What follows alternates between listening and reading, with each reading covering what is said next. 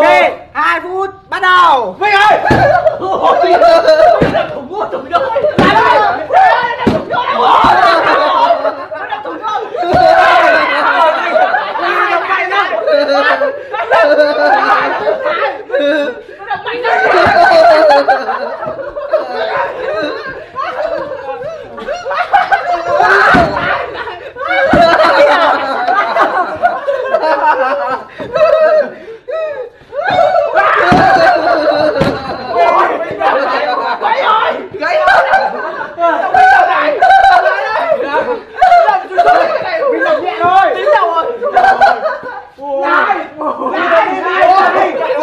Đi đập đi.